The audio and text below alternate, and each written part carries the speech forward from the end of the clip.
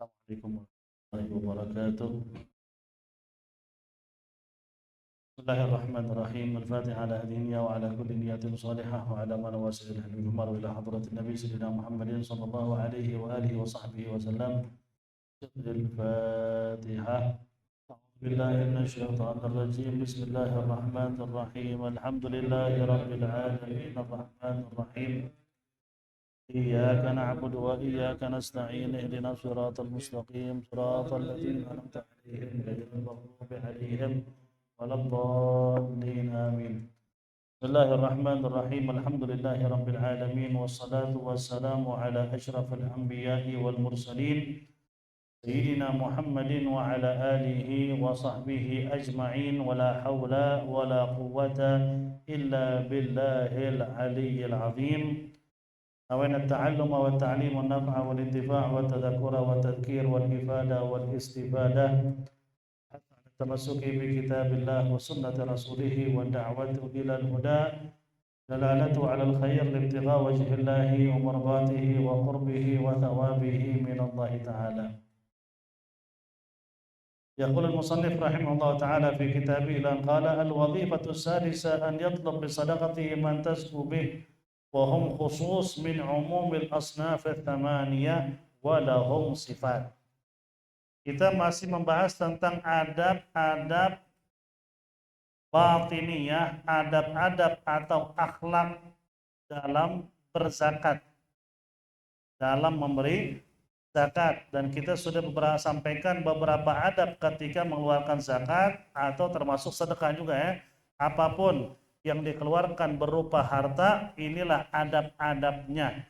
Kita sudah bahas beberapa adab dan kita sudah sampaikan sebelumnya. Kita teruskan lagi. Di antara adab berzakat yaitu an yatlob bi sadaqati man tazkubih. Ketika antum mengeluarkan zakat dan diberikan kepada 8 golongan yang kita kenal, dari 8 golongan ini, carilah yang ada ciri-ciri khusus. 8 golongan ini kan yang bisa menerima zakat ya. Fakir, miskin, amil, dan seterusnya. Dari 8 golongan ini, carilah orang-orang yang punya ciri-ciri khusus. Itu lebih afdal lagi.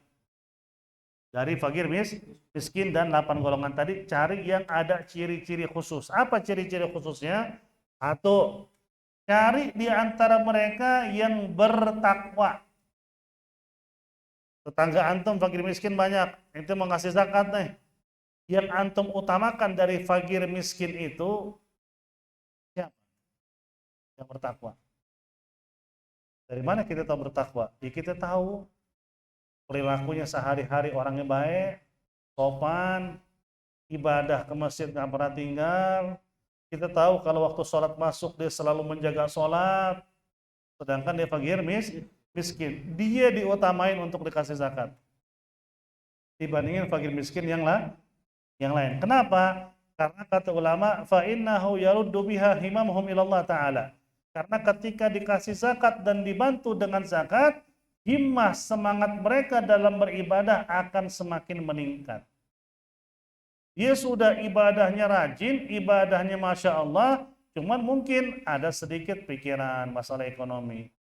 Ya keluarga belum makan, anak sekolah belum dibayar. Nah ketika kita bantu dengan zakat, itu yang ada di pikiran dia kan akan hilang. Dia akan semakin semangat lagi beribadah. Maka carilah yang bertakwa. Jangan serampangan ngasih zakat. Yang bertakwa nggak dikasih, yang hancur hidupnya, jauh dari Allah diutamain. Jangan. Emang 8 golongan ini berhak menerima zakat. Ini kan adab, bukan wajib ya. Adabnya cari yang paling bertakwa di antara mereka.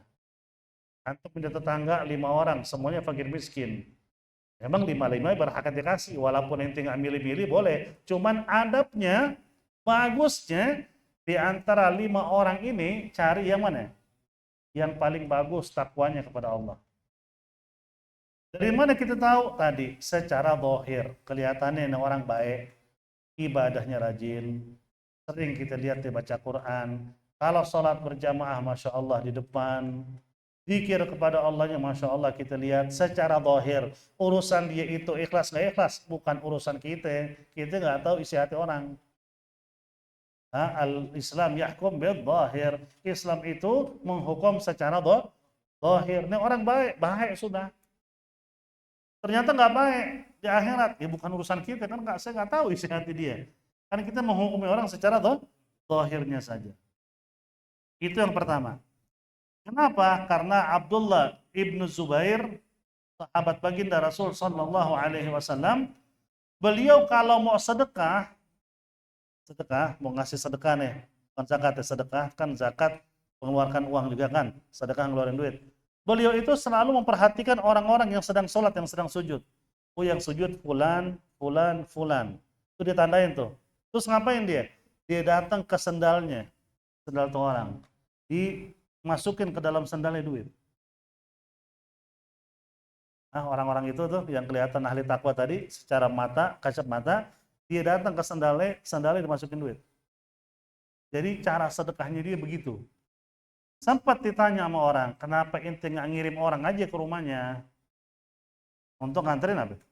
Sedekahmu, pemberianmu. Kata beliau begini, akra an yatama'ar wajahu ahadahum idza nadhara ila rasuli au ila idza laqayani.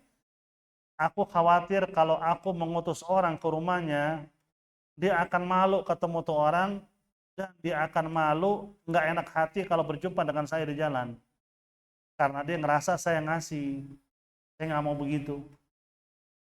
Biar dia itu, saya kasih sedekah, pas dipakai sendal dia tahu ada duit, dia nggak tahu siapa yang ngasih. Kalau dia tahu saya ngasih, takutnya dia, namanya ahli takwa itu kan nggak bisa muji orang. Cuman kan pasti perasaan nggak enak muncul. Dia ngasih nih, gue jadi nggak enak nih. Nah, khawatirnya begitu nih Abdullah bin Zubair. Daripada muncul begituan, mendingan dia nggak tahu siapa yang ngasih, gue taruhin di sendalnya. Luar biasanya tuh sahabat Rasulullah Sallallahu Alaihi Wasallam. Yang kedua, al-ilm. Di antara 8 golongan ini, nomor 1 cari yang bertakwa, nomor 2 cari yang punya ilmu. Dia ustadz di kampung, emang fakir miskin. Keadaan emang fakir miskin. Utamain dia tuh ustadz. Karena fakirnya ya, bukan karena ustadznya. Ustadz nggak boleh dikasih zakat. Karena ustadznya, cuman karena fakirnya boleh. Utamain dia. Kenapa utamain dia? Karena kata ulama, fa inna i'ta'al 'alim i'ana 'alal ilmi wa nashrid din. Karena kalau antum membantu orang yang berilmu menyebarkan ilmu, antum ikut andil ngebantu untuk menyebarkan ilmu. Jadi dia nggak banyak pikiran nih. Ustadz fokus ngajar. Urusan keluarga, alhamdulillah. Orang mikirin zakat ngasih saya, sedekah ngasih saya, sehingga saya fokus dalam beribadah dan berdakwah. Itu sama dengan antum nggak ikut ngajar, antum nggak ikut ceramah, tapi antum dapat pahala yang sama karena ngedukung. Nah, itulah enaknya ngedukung orang yang ngajar dan menyebarkan ilmu. Ente duduk di rumah anteng, dapat pahala sama aja berdakwah, subhanallah itu. Maka carilah orang yang berilmu di antara fakir miskin. Wadzalika taqwiya lisyariah, karena hal itu sama dengan kita ini menguatkan syariat Islam dengan mendukung para ulamanya. Yang ketiga, an yakun mimman yaral in'am minallah wahdah. Yang ketiga, carilah orang yang, ini kalau kata lainnya, orang yang zahid. Cari orang yang zahid. Tahu zahid gak? Zuhud. Siapa itu orang zuhud? Siapa itu orang zuhud? Yang dunia nggak ada di hatinya. Dunia kagak ada di hatinya. Allah kasih, dia bersyukur. Allah nggak kasih, dia sabar. Itu orang zahid. Cari orang yang kayak gitu tuh, di antara fakir miskin. Kenapa? Karena orang yang zahid, dia kalau dapat nikmat dari siapapun, dia tetap sandarkan ini dari Allah, bukan dari orang. Maka orang-orang zahid itu nggak pandai muji-muji orang yang ngasih. Dia nggak pandai. Nggak pandai dikit-dikit, ini orang baik sama gue, dia nggak bisa begitu dia. Kenapa? Karena pemberian tuh orang, dia nganggapnya dari Allah, ini orang cuma alat ngasih gue. Jadi mereka itu nggak pandai nyari muka, paham nggak? Kalau orang pada umumnya kan kalau itu baik, ngasih duit, dia butuh motor, ente beliin, wah kemana aja ente dipuji depan orang. Ya anu, baik sama gue, apalagi kita ada di samping dia. Ini, Masya Allah, dia nggak ada duanya. Baik banget. Kenapa? Karena dunia masih ada di hati. Sehingga dibingung bagaimana cara biar bisa ngambil hati orang yang memberi, biar memberi terus, makanya dipuji terus. Nah, orang-orang yang begini nih, yang zahid, itu nggak pandai muji orang. Sehingga kalau orang yang nggak ngerti, disangkanya pemberian dia tuh kagak dihargain. Bukan, dia ngehargain. Itu orang zahid, di belakang tuh orang ngedoain dia. Biar rezekinya berkah, Allah kasih apa? Keberkahan dalam keluarganya. Secara zahir dia nggak pandai muji-muji orang. Tapi di belakangnya dia pandai mendoakan orang. Cari orang yang kayak gitu. Setelah yang berilmu.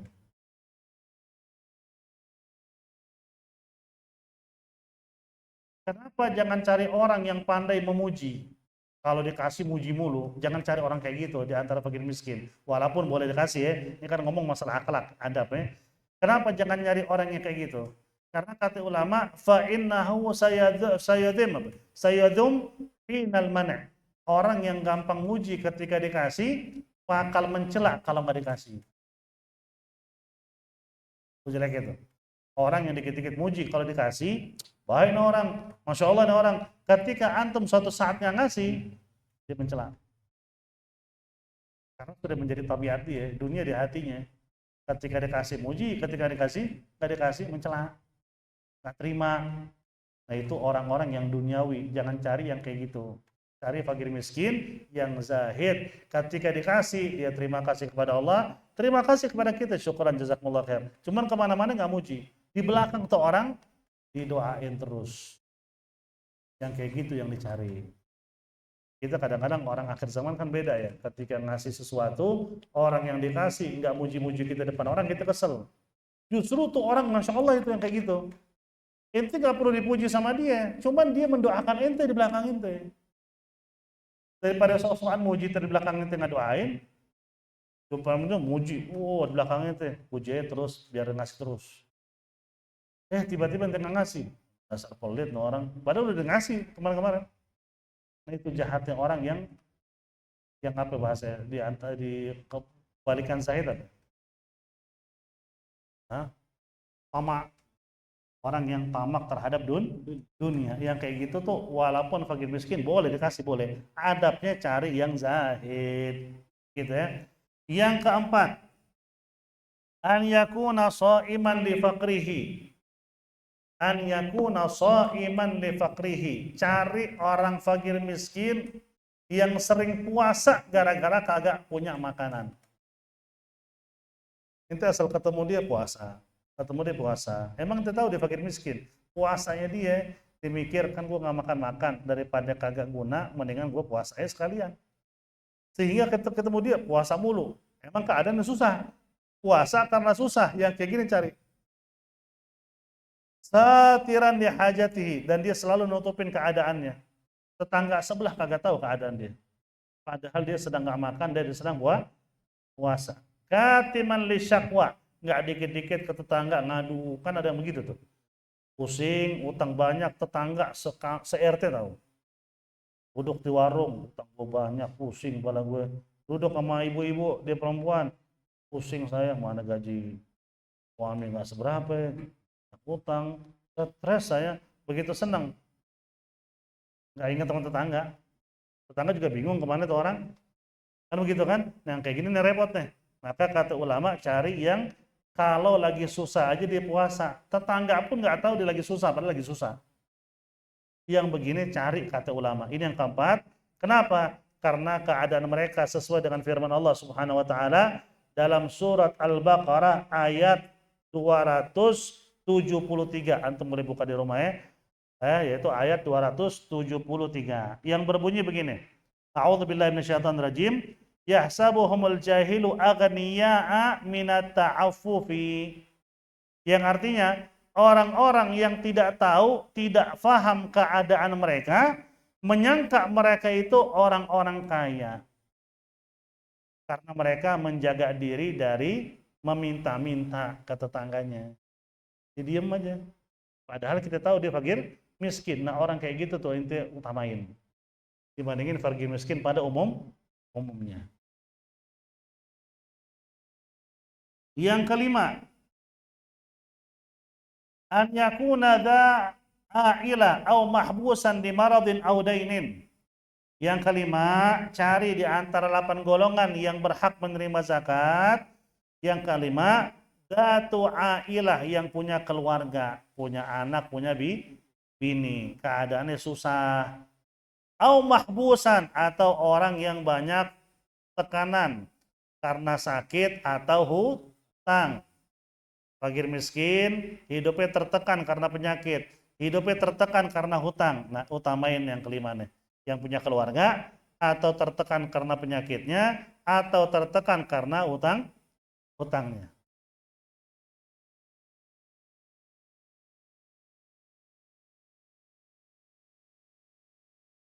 Ada fakir miskin tetangga, hidup sendiri, atau janda sendiri. Sebelahnya fakir miskin juga, punya keluarga. Mana diutamain? Yang berkeluarga, karena kebutuhannya lebih banyak dibandingin yang sendiri. Tadi sini bilang kan, utamakan yang punya keluarga, atau yang tertekan kehidupannya karena penyakitnya atau karena hutangnya.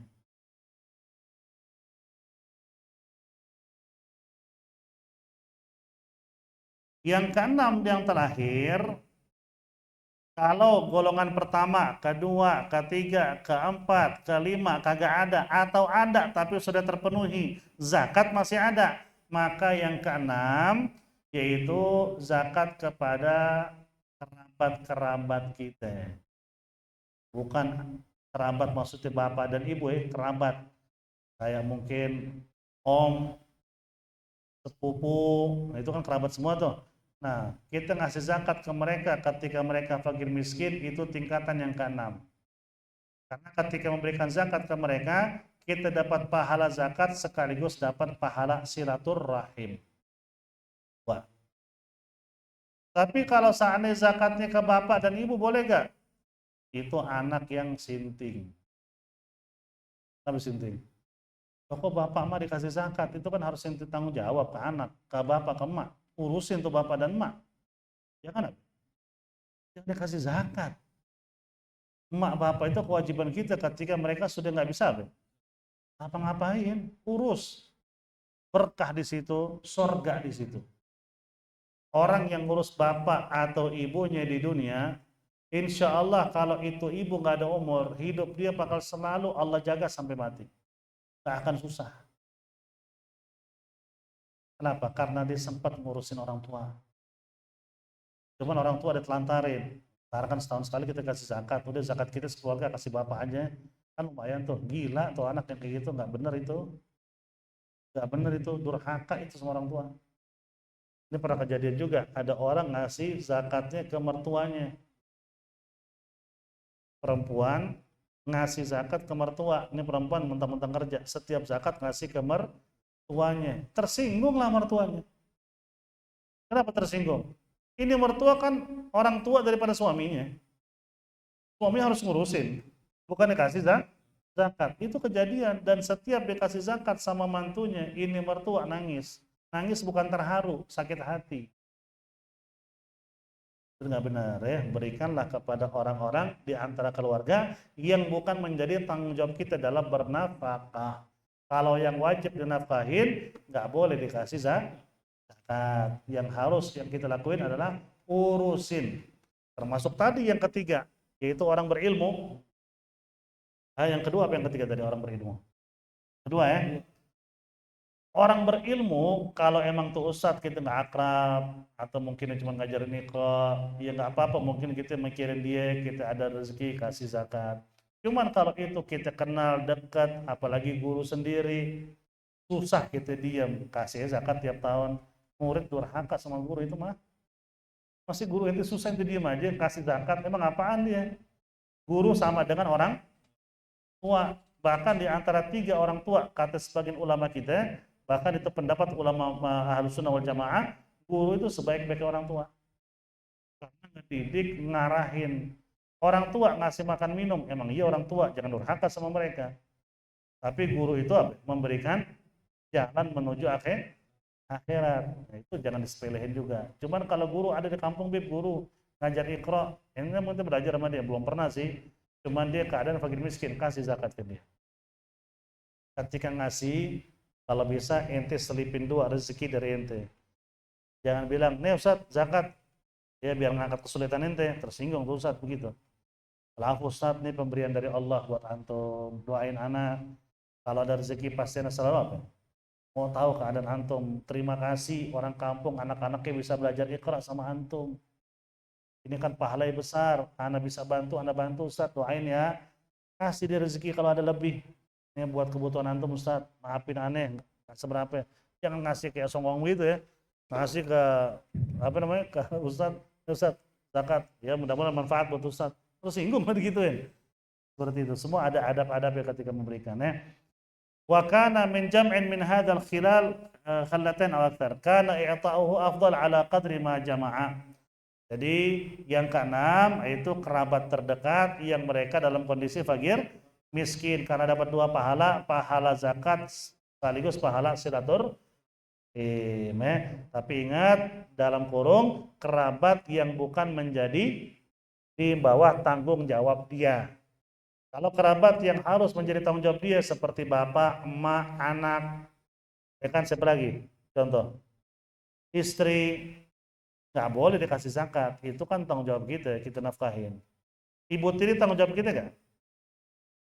Nggak. Ibu tiri nggak menjadi tanggung jawab kita, nggak. Cuman dari segi akhlak seorang anak tiri, urus ibu tiri kalau sudah sendirian. Untuk wajib nggak wajib untuk diurus seperti itu. Tapi dikasih zakat bagaimana? Nah ini wallahu a'lam. Sekarang belum dapat jawabannya. Boleh nggak ngasih zakat ke ibu tiri? Karena ibu tiri bukan apa? Bukan tanggung jawab kita. Tapi insya Allah minggu depan anak akan jawab pas kita taklim ya. Salah ngasih ke ibu tiri. Ini 6 adab dalam memberikan zakat. Ini sama dengan sedekah. Zakat aja begini, adab-adabnya sedekah juga sama. Carilah orang alim, carilah orang bertakwa, kasih mereka sedekah dibandingin orang yang susah pada umumnya.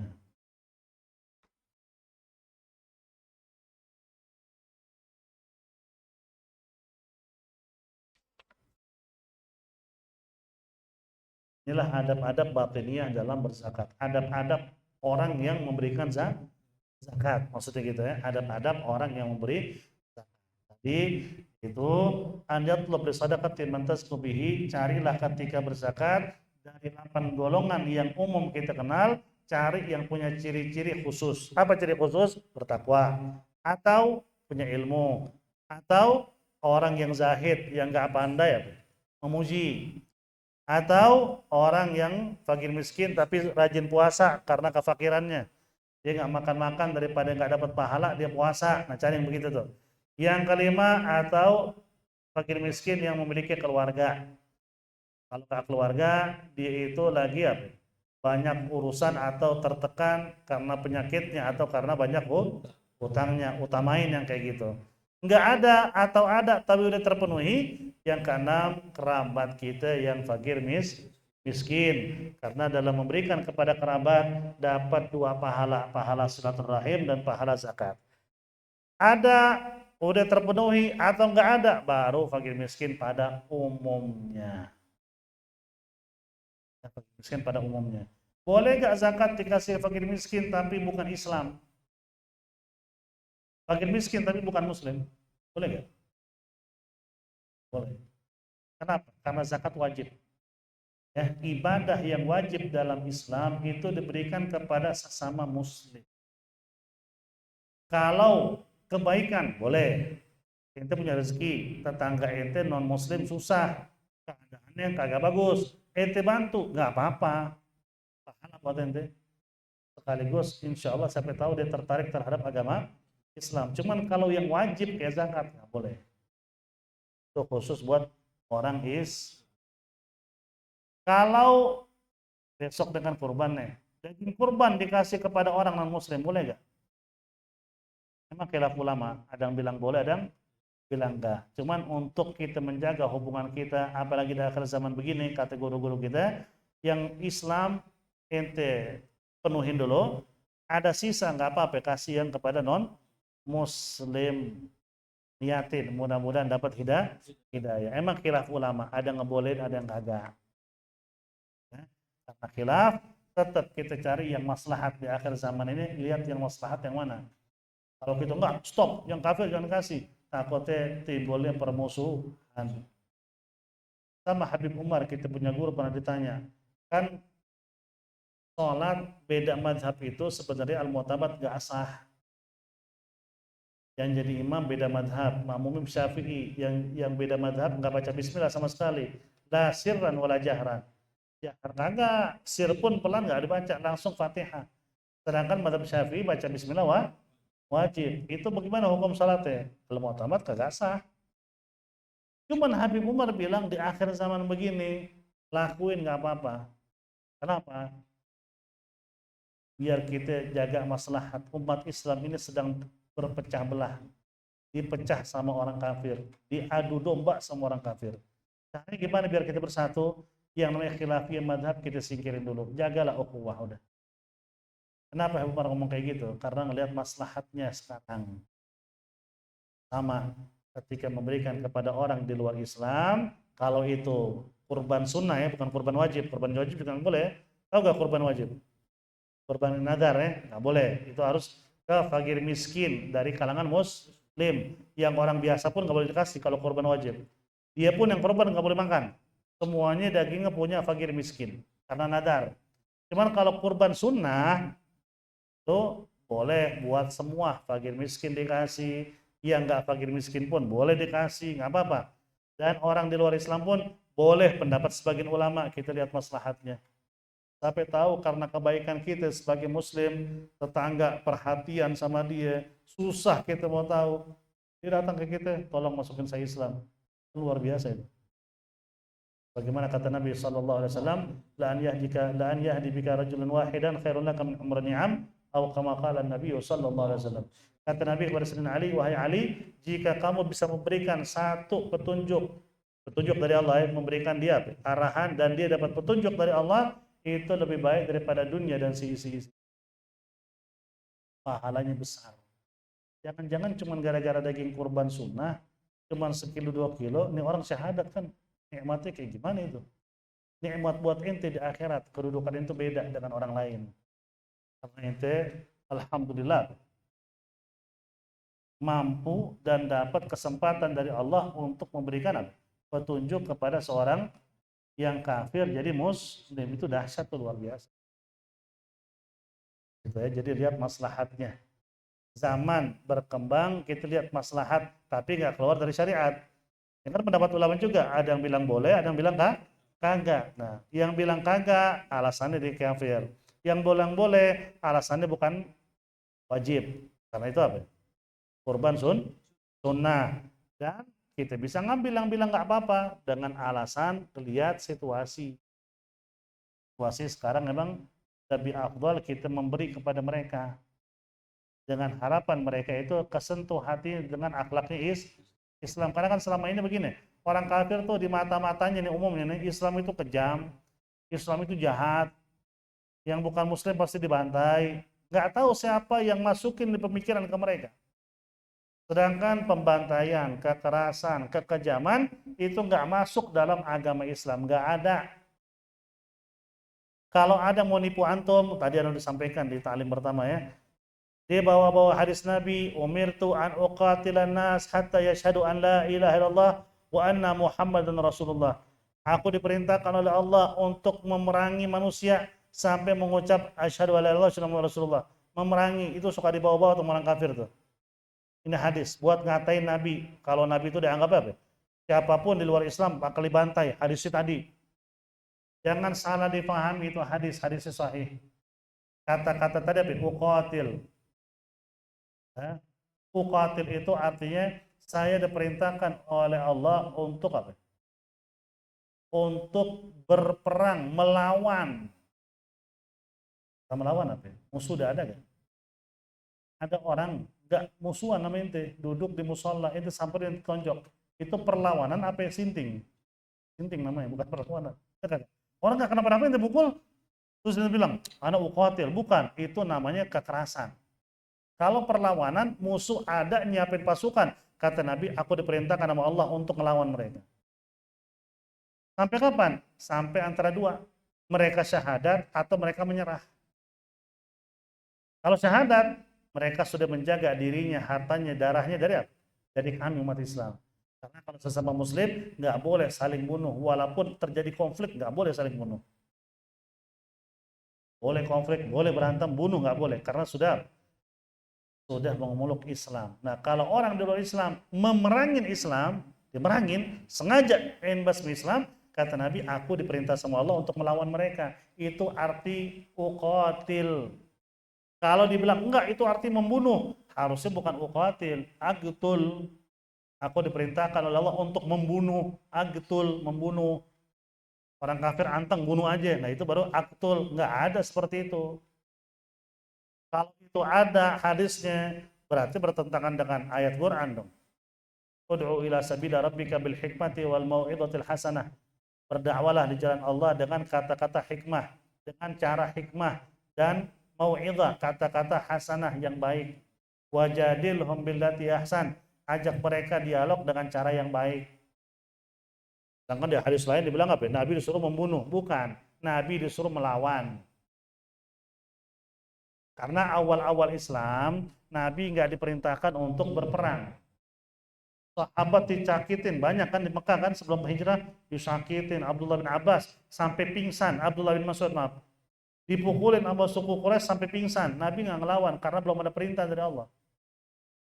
Nah, ketika Allah perintahin mereka untuk melawan, disitulah Nabi baru bersabda, umirtu an uqatilan nas.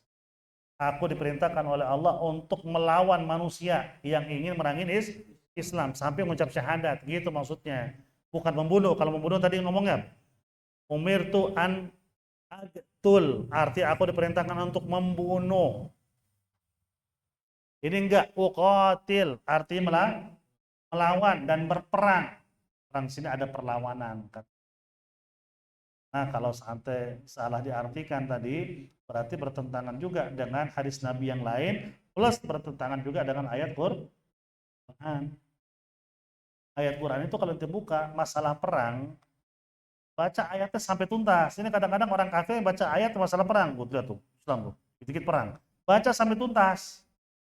Ketika mereka menyerah, mereka minta suluh, minta perdamaian, jangan kamu apa-apain, kata Allah.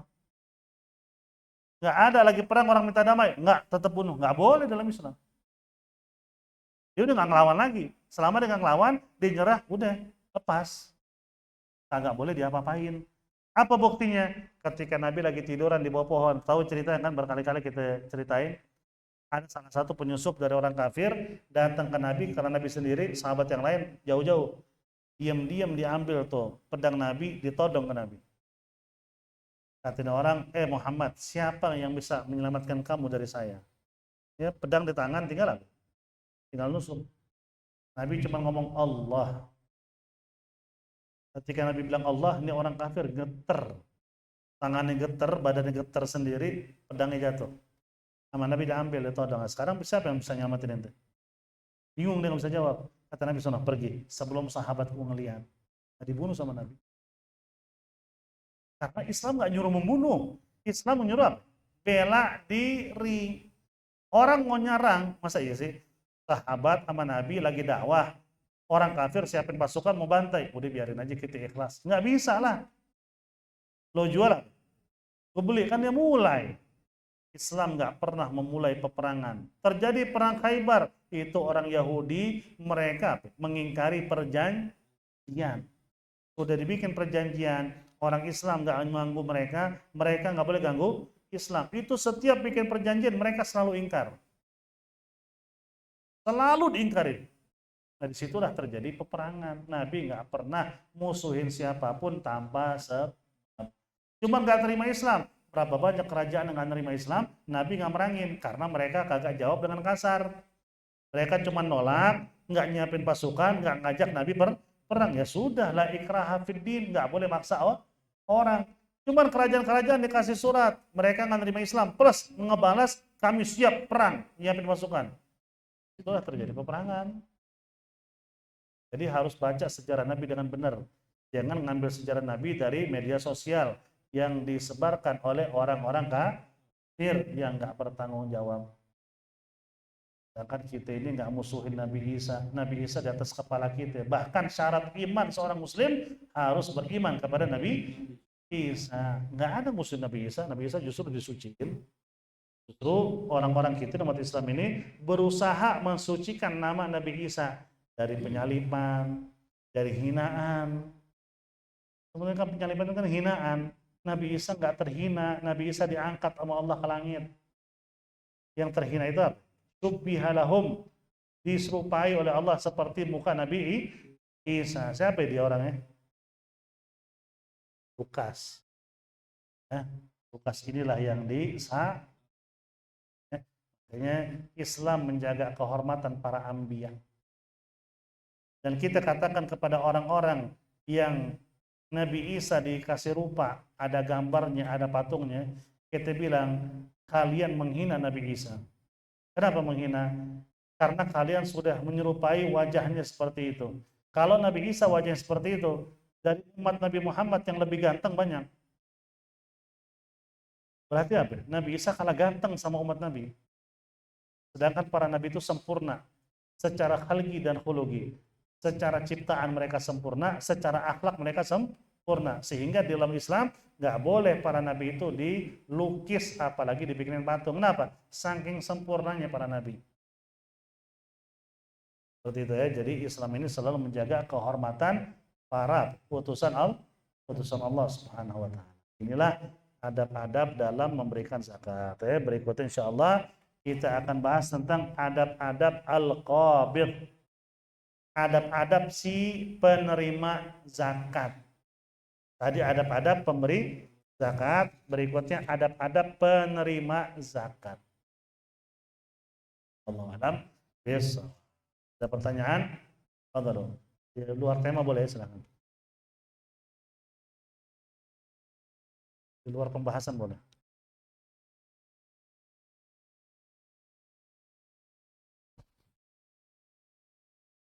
Fadhlu.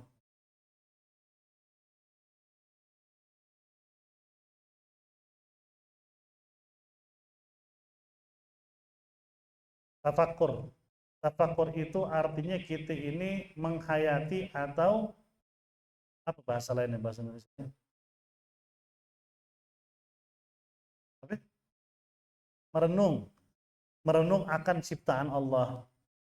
Merenung akan alam kubur, itu tafakur semua. Tafakur itu bukan cuma nikmat-nikmat yang di depan kita ya. Merenungkan ciptaan Allah yang luar biasa, begitu sempurna, luar biasa.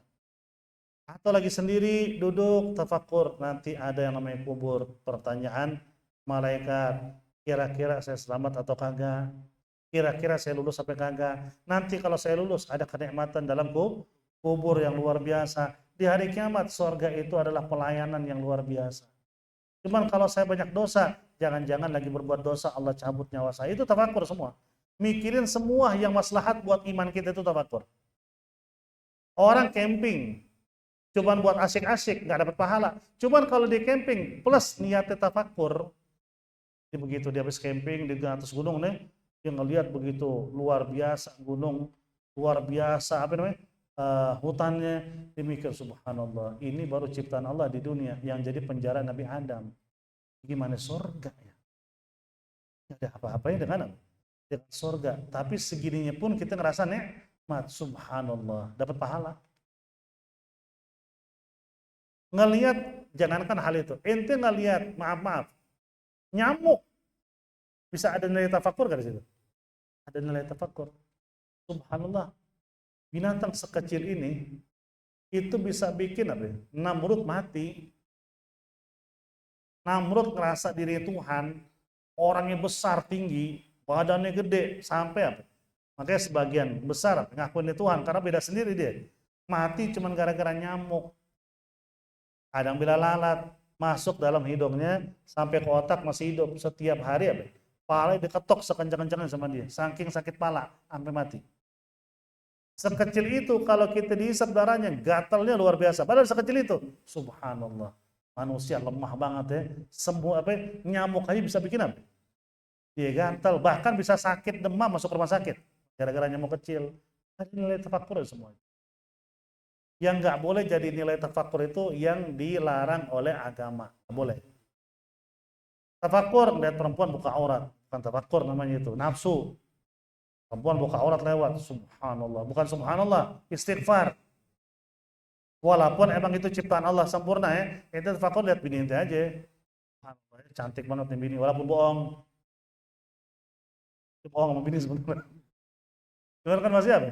Masih berpahala ngelihat bini, nyenengin bini pahala. Dia senyum, dia girang. Saking senyum, saking girang apa? Sampai dia punya hidung ngebengkak. Padahal itu bohong sama dia. Nah itu itu apa? Ada nilai apa? Ibadah. Walaupun situ nggak ada nilai tafakurnya, itu pura-pura. Cuma ngelihat perempuan yang bukan mahram, dia bukan tafakur karena Allah melarang. Kan banyak hal yang bisa kita lihat untuk tafakur. Nggak usah di alam bebas sebenarnya sih. Ente di kamar pun bisa tafakur. Subhanallah, alhamdulillah, dari kecil gue dari keluarga Islam. Allah kasih syahadat tanpa gue cari. Semoga Allah jaga nih Islam sampai akhir hayat. Gitu. Itu tafakur juga. Semua itu tafakur. Apapun yang meningkatkan iman kepada Allah, di situ ada nilai tafakurnya. Jangan nggak lihat aurat perempuan, nilainya apa? Kan banyak orang suka buat ledekan, buat hinaan, buat candaan. Maaf, berkali-kali saya anak-anak ulang. Jangan maksiat dijadikan candaan. Candaan sambil praktek lagi, ngeliat perempuan. Jangan lihat, kan tafakur. Itu menghina agama itu namanya, bukan bercanda. Kalau sengaja ente begitu dan ente tahu salah, maaf bisa dekat dari kekufuran.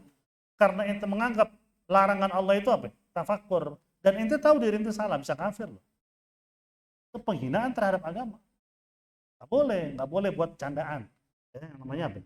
Nilai ibadah jangan disusupi dengan candaan. Ente lihat perempuan, dosa, jangan bilang tafakur. Dosa loh, dia dosa, cuman tanggung. Ente ngakuin itu dosa. Masih mending daripada ngomong apa? Aku lagi tafakur, bukan tafakur. Jangan pernah disusupin yang mengibadah itu dengan sesuatu apa? Sesuatu yang dilarang sama Allah dijadikan candaan lagi. Seperti orang-orang yang main komedi itu.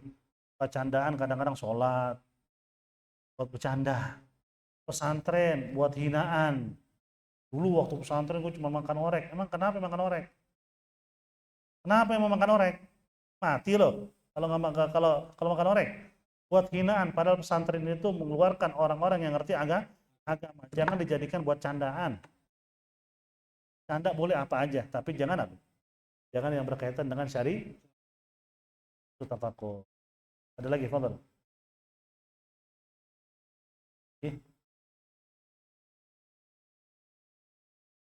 Boleh.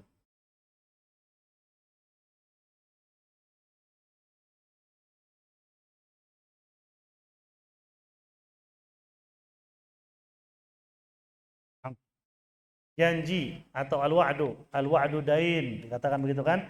Janji itu hutang. Janji yang sudah pasti kita sampaikan, walaupun kita iringi dengan insya Allah, itu udah janji. Kalau nggak bisa dari awal nanti bilang, Anda nggak berani janji. Kalau bisa Anda datang, kalau nggak bisa Anda minta maaf, itu nggak janji namanya. Cuman kalau nanti bilang, insya Allah Anda datang, itu udah janji. Tapi kan insya Allah kan atas izin Allah. Bisa aja yang janji nanti mati gimana? Terus dituntut. Selama ente mampu memenuhi janji, itu sudah termasuk janji. Ketika di saat ente janji nggak bisa dipenuhin, kasih kabar ke dia. Maafin, udah janji nih. Contoh aja, mau ketemuan dengan teman jam 8. Ada urusan kuliah atau urusan kerjaan. Udah janji nih. Ternyata ente nggak bakal bisa. Orang tua nyuruh ente. Ente kabarin sebelum jam 8. Jangan orang udah nunggu jam 8, setengah 9, jam 10, baru nelfon. Maafin Anda nggak bisa datang ya. Songong itu namanya tuh. Itu namanya ingkar janji. Itu ingkar janji karena sudah lewat dari batasan janjinya. Nggak bisa kabarin sebelum janji.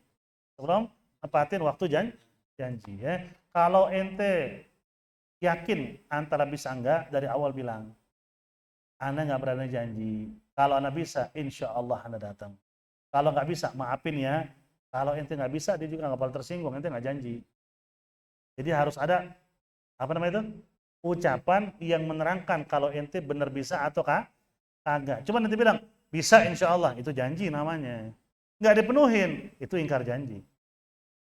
Nggak bisa dipenuhin karena ada sebab. Kabarin sebelum jatuh tempo janjinya. Kabarin. Sekarang alhamdulillah udah canggih. Nggak harus nelfon mahal. WA juga bisa, maafin. Karena janji sama antum jam 8 kan, ini ibu nyuruh aneh, kemungkinan selesai jam 10. Bisa nggak janji jam 10 aja? Kalau nggak bisa, minta maaf. Itu udah ngabarin sebelumnya. Dia juga nggak akan tersinggung, belum jalan. Lah orang udah jalan nungguin jam 8, jam 9, setengah 10. Maafin ya, nggak bisa hadir. Orang kan tersinggung, disitulah makanya agama melarang ingkar janji. Jangan pernah ingkar janji. Sama siapapun, jangan pernah ingkar janji.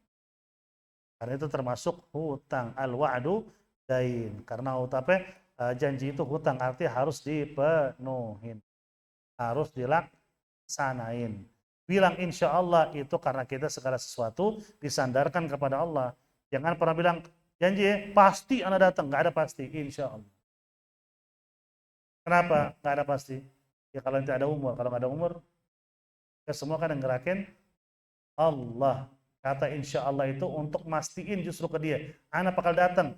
Jika Allah kehendaki Anda datang, Anda pasti datang. Karena ada janji bakal datang. Allah nggak berkehendak karena kita sakit tiba-tiba, meninggal tiba-tiba. Itu kan di luar kemampuan manusia. Memang kadang-kadang orang Indonesia ini insya Allahnya, insya Allah nggak datang. Makanya kadang-kadang kalau janji sama orang Indonesia tanya, hadir nggak? Insya Allah apa ini? Insya Allah pasti nggak datang, apa insya Allah datang? Kalau insya Allah datang, ya terima. Insya Allah nggak pasti datang, itu ngomongnya dari sekarang. Karena insya Allahnya orang kita, masyarakat kita apa? Insya Allah itu berarti nggak datang. Kalau datang tuh pasti datang, tuh ngomongnya begitu. Padahal dua-duanya mau pasti nggak pasti pakai insya Allah. Ya. Allahu a'lam bishawab. Ala hadhihi wa ala kulli niyatin salihah. وإلى حضرة النبي سيدنا محمد صلى الله عليه وآله وصحبه وسلم بسر الفاتحة. أعوذ بالله من الشيطان الرجيم. بسم الله الرحمن الرحيم. الحمد لله رب العالمين الرحمن الرحيم مالك يوم الدين. إياك نستعين اهدنا الصراط المستقيم صراط الذين أنعمت عليهم غير المغضوب عليهم ولا الضالين آمين. وبحق الفاتحة وسر الفاتحة وبكرمة الفاتحة. يا فارج الهم يا كاشف الغم يا من لعبده يغفر ويرحم. بفضل سبحان ربك رب العزة عما يصفون وسلام على المرسلين والحمد لله رب العالمين. يا ربنا اعترفنا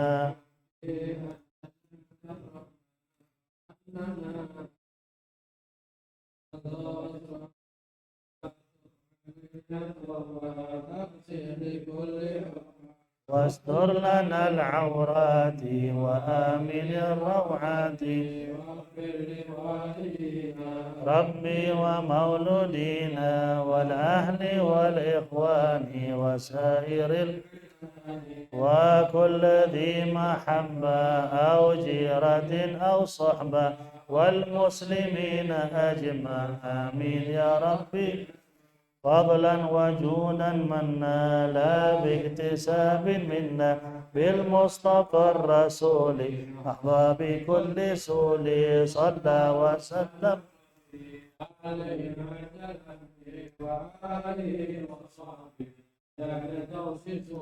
والحمد لله في البدء والتناهي. والسلام عليكم ورحمة الله وبركاته.